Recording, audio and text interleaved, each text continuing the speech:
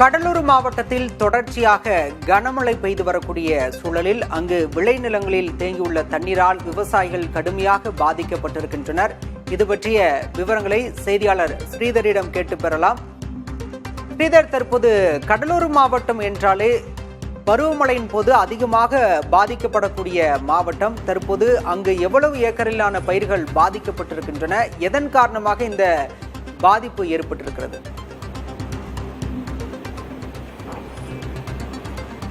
நீங்கள் குறிப்பிட்டது போல் கடலூர் மாவட்டம் ஒரு வடிகால் மாவட்டம் தான்.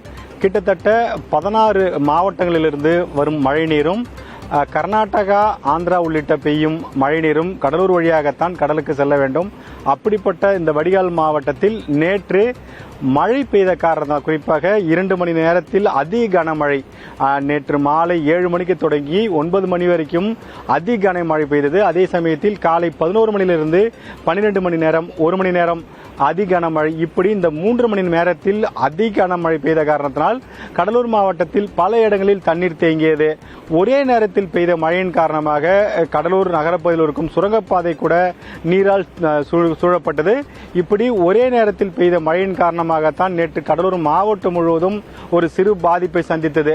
குறிப்பாக விவசாயிகளை பொறுத்த வரைக்கும் இந்த மழை ஒரு மகிழ்ச்சியான மழையாக இருந்தாலும் ஒரே நேரத்தில் கொட்டி தீர்த்த மழை நீர் வெளியேற முடியாமல் தற்போது கிட்டத்தட்ட கடலூர் மாவட்டம் முழுவதும் 3800 ஹெக்டேர், அதாவது 9000 ஏக்கர் நிலங்கள் நீர் சூழ்ந்த பகுதியாக கணக்கெடுக்கப்பட்டுள்ளது. முதல் கட்ட தகவலைப்படி நெல் பொறுத்த வரைக்கும் நீர் பயிர்தான், நீரில் நிற்கக்கூடிய பயிர்தான்.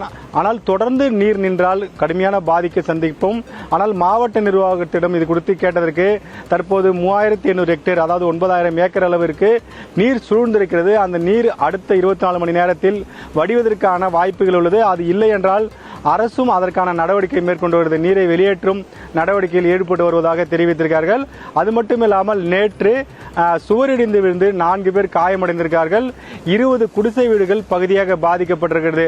இந்த பாதிப்பை எல்லாம் தற்போது கணக்கெடுக்கும் பணியும் மாவட்ட நிர்வாகம் ஈடுபட்டுள்ளது. அதே சமயத்தில் எந்தெந்த பகுதியெல்லாம் நீர் சூழ்ந்திருக்கிறதோ, நீர் தேங்கி இருக்கிறதோ அதை வெளியேற்றும் நடவடிக்கையில் மாவட்ட நிர்வாகம் ஈடுபட்டு வருவதாக தெரிவிக்கிறார்கள். குறிப்பாக நாம் பின்புறம் பார்க்கும் இந்த காட்சி என்பது தென்பெண்ணையாறு. தென்பெண்ணையாற்றிலும் தற்போது வெள்ளம் பெருக்கெடுத்து ஓடுகிறது. அதேபோல் கெடிலம் ஆற்றிலும் வெள்ளம் பெருக்கெடுத்து ஓடுகிறது. இதுபோல் 6 பகுதிகளில் பொதுமக்கள் வர வேண்டாம், அங்கு வந்தால் பாதிப்பு ஏற்படும். அதே சமயத்தில் செல்ஃபி எடுப்பதோ, இன்ஸ்டாகிராம் பதிவு செய்வதற்காகவோ ஆற்று பகுதியில் வர வேண்டாம். ஏனென்றால் அது ஒவ்வொரு ஆண்டும் இதுபோல் இன்ஸ்டாவில் பதிவு செய்வதற்காகவும் புகைப்படம் எடுப்பதற்காகவும் வருவர்கள் தான் அதிகமாக பாதிக்கப்படுகிறார்கள்.